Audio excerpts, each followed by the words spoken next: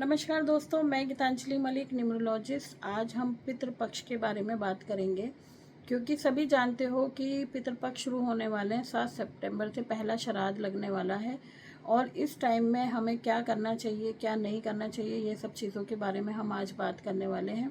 और कई लोग मेरे से पूछते हैं कि मैम, हमें तो पता नहीं है कि हमारे पितृ पूर्वज की कब डेथ हुई थी, कब वो दुनिया छोड़ के गए थे, तो उस टाइम में हमें क्या करना चाहिए। तो आप वीडियो को पूरी देखें और हो सके तो लाइक शेयर कमेंट ज़रूर कीजिए। और अगर आपको भी अपने पितरों के बारे में कुछ पूछना हो तो आप मुझे कमेंट कर सकते हो। चैनल को सब्सक्राइब करना ना भूलें।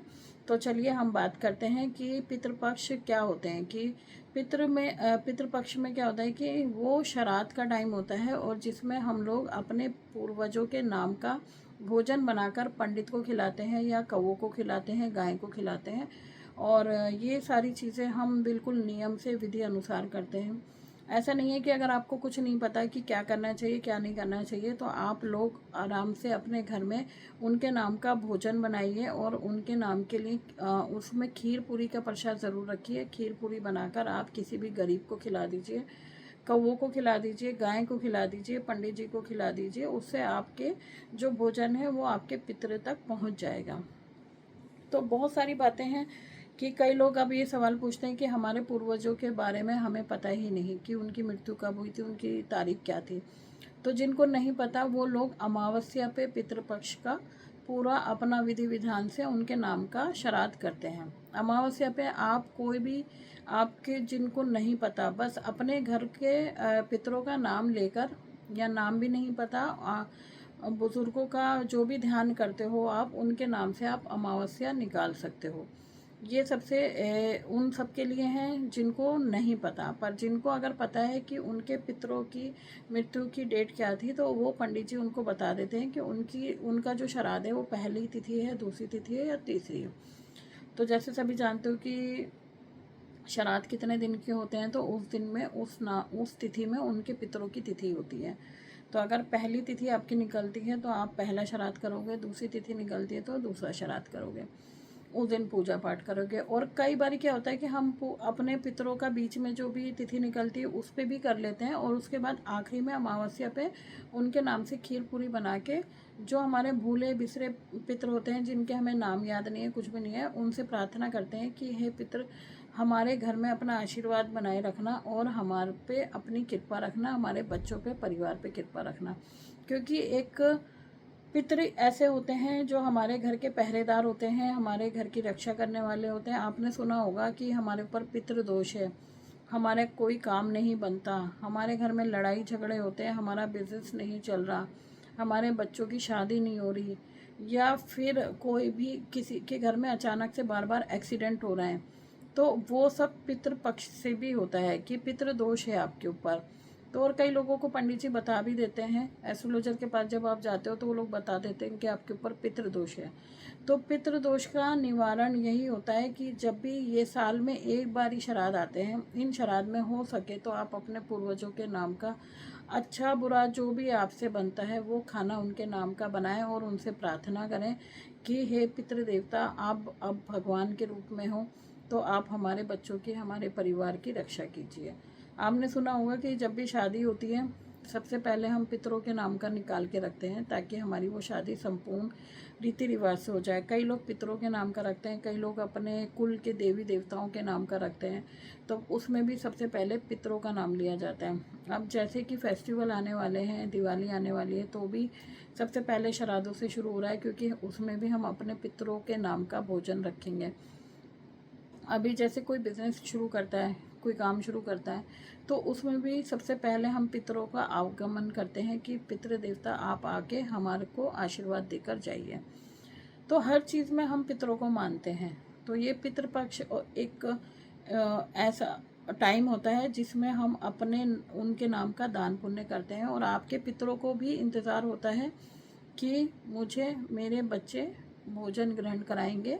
या जो भी श्रद्धा से आप कपड़ा खरीद के दे सकते हो, आप जूते दान कर सकते हो, चप्पल दान कर सकते हो, जो भी आपको लगता है। और क्या होता है, कई बारी कई लोगों के सपनों में पितृ पहले से ही आने शुरू करते हैं। कई लोग खाना मांगते हैं, कई लोग कुछ मांगते हैं। तो जो भी अगर आपको दिख रहा हो सपने में, तो आप उनके नाम का जब 7 तारीख को श्राद्ध शुरू हो जाएंगे तब आप उनके नाम का निकाल दीजिएगा। क्योंकि अभी पीछे मेरे को एक मैसेज आया था कि मुझे सपने में मेरी बुआ खाना मांग रही थी। तो ऐसा होता है ना कि उनकी बुआ की डेथ हो गई थी, तो खाना मांग रही थी, तो इसका मतलब कि उनको खाना देना चाहिए उनको। तो सपनों में भी हमारे पितर हमसे आके मांगते हैं, और जब हमें मांगना वैसे अच्छा नहीं होता एस्ट्रोलॉजी के अकॉर्डिंग, पर अगर वो देके जाते हैं तो आपके लिए बहुत शुभ होता है, क्योंकि वो देके गए यानी कि आपके घर में आशीर्वाद देके गए, वो आपके बच्चों को आशीर्वाद देके गए। तो कोशिश कीजिए कि जितना भी हो सके दान पुण्य आप इस पितृपक्ष में कर सकते हो। और जिस दिन 7 तारीख को पितृपक्ष शुरू हो रहे हैं उस दिन चंद्र ग्रहण भी है। चंद्र ग्रहण का उस पर कोई असर नहीं होगा, सिर्फ प्रेग्नेंट लेडी जो होंगी, प्रेगनेंसी जिनकी होगी, उन लोगों को खाना रसोई में नहीं जाना, भोजन नहीं बनाना है, सोना नहीं है, और भगवान का नाम लेना है। कोई भी जाप कर सकते हैं ओम नमः शिवाय का, जो भी उनको मंत्र करना हो, भगवान का नाम लेना हो, वो नाम का जाप करते रहें पूरा दिन में। थोड़ी देर का है, उसके बाद वो ख़त्म हो जाएगा।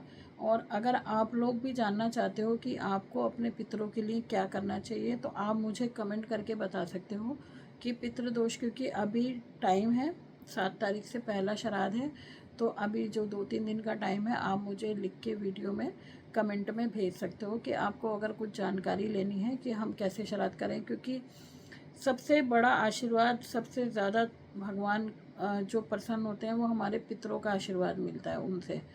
क्योंकि हम कोई भी काम कर रहे हैं, कई बार होता है, आप देखोगे कि बैठे बैठे झगड़े हो रहे हैं, एक्सीडेंट हो रहे हैं, घर में काम ही नहीं चल रहा, धन आता ही नहीं है। तो जब पितृ खुश होते हैं ना हमारे, तो हमें इन सब चीज़ों से बड़ी राहत मिलती है। क्योंकि हमारे घर के पहरेदार अगर खुश हैं तो फिर हमारे घर में तो खुशियाँ आनी ही आनी है। तो कोशिश कीजिए जो भी दान पुण्य कर सकते हो और जो भी उनके नाम का निकाल सकते हो वो ज़रूर कीजिएगा। और गलती से भी इस टाइम में आप मांस मदिरा जो भी सेवन करते हो वो ना कीजिए। क्योंकि हमारे पितर अगर ये सब चीज़ें देखेंगे तो हमारे ऊपर उल्टे इफ़ेक्ट भी आ सकते हैं। तो कोशिश करो कि मांस मदिरा का सेवन नहीं करना चाहिए और साधारण भोजन करना चाहिए। कई लोग करते हैं लहसुन प्याज भी छोड़ देते हैं, मेरे काफ़ी कांटेक्ट में आते हैं कि हम इन दिनों में ना तो लहसुन प्याज खाते हैं और ना ही कुछ उल्टा सीधा। तो मैं भी यही कहूँगी आप लोगों से कि मांस मदिरा का सेवन मत करना। लहसुन प्याज चलो खा सकते हो आप लोग, ऐसा कोई मना नहीं है, पर जो छोड़ सकते हैं तो वो बहुत अच्छी बात है। और पूरे मन से विश्वास से अपने पितरों को याद कीजिएगा। और भी बहुत लोगों के क्वेश्चन है कि हम लोग पितरों के टाइम पे जोत जला सकते हैं, उनको बुला सकते हैं। आपको उनको बुलाना नहीं है, उनके नाम से अपने मन से आपको बैठ के ध्यान करना है कि हे पितृजी, हमारे बड़े बुजुर्ग जो भी आप हो, आप हमारे घर में अपना आशीर्वाद बनाए रखें और हमारे ऊपर कृपा बनाए रखें। अपने बच्चों पर, हमारे बच्चों पर आप अपना आशीर्वाद हमेशा बनाए रखें। इस तरीके से आप कर सकते हो। और जब पूजा करते हो तो पंडित जी आपको सारी चीज़ें बताते हैं। अगर आप पंडित से कराते हो तो ठीक है, अगर नहीं भी कराते तो आप साधारण भोजन बना के आप मंदिर में भिजवा सकते हो, किसी गरीब को दे सकते हो और किसी भूखे को भी खिला सकते हो सकता है कोई पितृ के रूप में आपके घर में कोई भूखा आ जाए और आप उस दिन, इन दिनों में कोई भी आपके दरवाजे पे अगर भूखा आता है तो आप बिना खाना खिलाए उसे मत भेजिएगा। क्योंकि यही हमारे कर्म होते हैं और यही हमारे साथ जाते हैं। तो हमारे कर्म जो हमें ठीक करने हैं वो यही समय होता है कि हमारे दान पुण्य, हमारे कर्म हमेशा साथ रहते हैं। वैसे तो भी एक बात है कि पितरों में पितृपक्ष में तो भूखा आ जाए नहीं भेजते, पर कभी भी अगर आपके दरवाजे पे कोई भूखा आया हो तो उसको खाना ज़रूर खिलाइए।